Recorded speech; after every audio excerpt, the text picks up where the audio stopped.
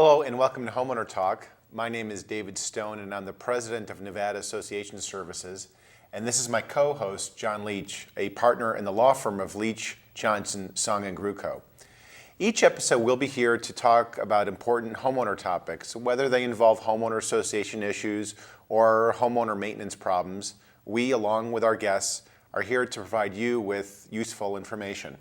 We also want to encourage you to interact with us and our guests each episode. So please visit our website at homeownertalktv.com and send us your questions, and we will try to answer as many of your questions as we can on the air and online. Today's program, we're going to be speaking on a variety of topics, including fraud and security issues, and we have some experts in the industry that are going to help us understand some of the problems that are confronting homeowners associations today. And we're now joined by Susan Ballman, Vice President of Western Risk Insurance. Susan, welcome. Thanks for joining us. And maybe you could just give us a little background on your experience and with Western Risk. Okay, gave you a tongue twister there. Yes. Thanks for having me today. I've been with Western Risk now for 9 years, and really background in property and casualty. And our specialty at our firm is the homeowner association industry. So we've really specialized in that area and try to make sure we have all the coverages available for our clients. Well, I know you're really familiar with some of the issues that are out there for homeowners associations, and I was wondering if there are any recent issues or new things, trends that you're seeing, either because of the economy or other issues relating to homeowner association accounting. Well, I would say in the last 2 years we've been advised or we've heard of more situations than we have in the past 10 years as far as embezzling, any type of fraud, and dealing with HOAs. So it's kind of an interesting time. It's usually the trusted individual that is the person who thinks they're only going to borrow. You know, desperate people do desperate things, and these bad times have really caused some people to be in a situation that lends them to think, oh, I'll just borrow this and no one will notice, and then I'll pay it back before anyone has any idea. And before you know it, it's piled up to something bigger, or they did it once and it just keeps growing and growing, and the next thing you know, they've got thousands and hundreds of thousands of dollars that they perhaps have embezzled from HOAs or management companies. Right. Now, are you seeing the embezzlement by board members or community managers or both? And maybe you can give us some ideas on what associations can do to prevent that from happening. We see it from both. So it's very important for those that are, you have a fiduciary responsibility when you are a board of director, and then of course your hired manager and a management company that's hired. And we've seen it from both sides.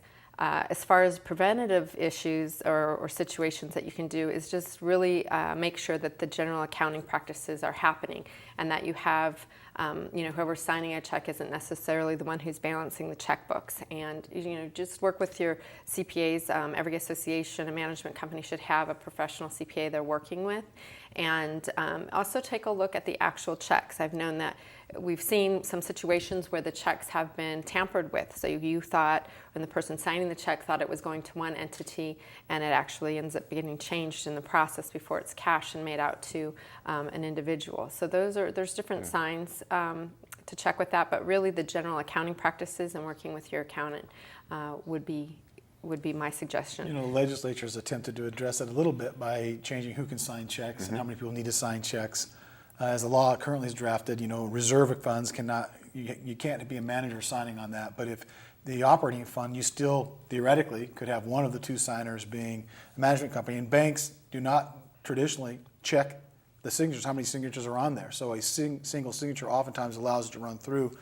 I know it's not a very popular position, but we've always told our clients, I don't know why management's signing on any checks, but like I say, it's not a very popular position with some management companies. I don't know if any of our management clients sign checks. They would rather to have the boards do them. From what I understand with the managers we work with, the majority of them also, they are on that same thought process as far as they want the board of the directors, the people who are running the operation, and it is a business, so it's important for the homeowners who are volunteering for the board of directors positions to realize it is a business and they should operate it as such, and partner themselves with professional attorneys, CPAs, and insurance brokers. And we talk about prevention, but on the other side of it, if it should happen, then there are insurance policies that can help indemnify our clients. And it's very important that both the HOA and the management company have a policy, a crime policy, that covers right now they need to be covering the reserves and at least 3 months of their assessments for the benefit of this policy. But another attribute about the policy that's very important is that they have care, custody, and control.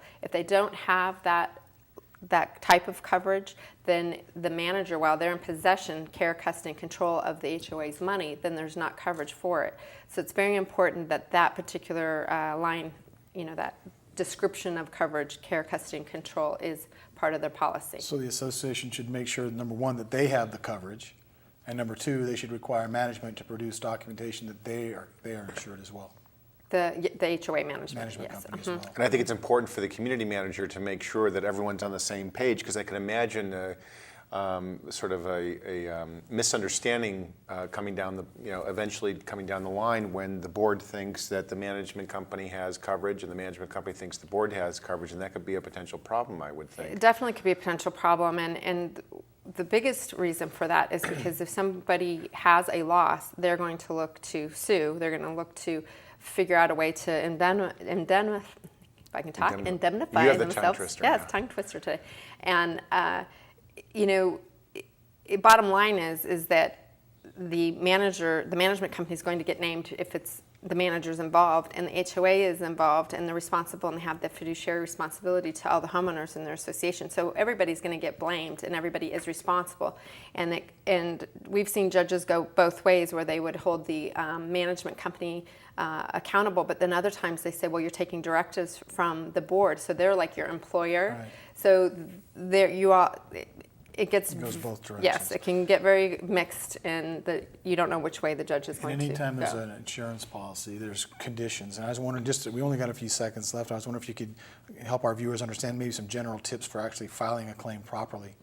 Because if you don't file a timely claim, You may lose your right. So I just wonder if you could just touch on that. Well, first of all, you want to make sure you have an insurance broker that you're working with, and that they're reviewing all your policies with you, what coverages you have and what you should have, and at least educate the insured to make sure that they have coverages they need. And then they should definitely contact immediately when you believe that there is a situation that has occurred. You should contact your agent so that you can discuss it and figure out what is the right thing to do and the timely thing to do. And sometimes it might just be that you're filing an incident and not a claim. So we can work with our clients in that way too. All right. Susan, thank you so very much for joining us. We really appreciate it. Appreciate your insight. And I hope Sure. all our viewers got all those tidbits so we can start implementing them to protect ourselves. Well, we're available to help anyone. So thanks, Susan.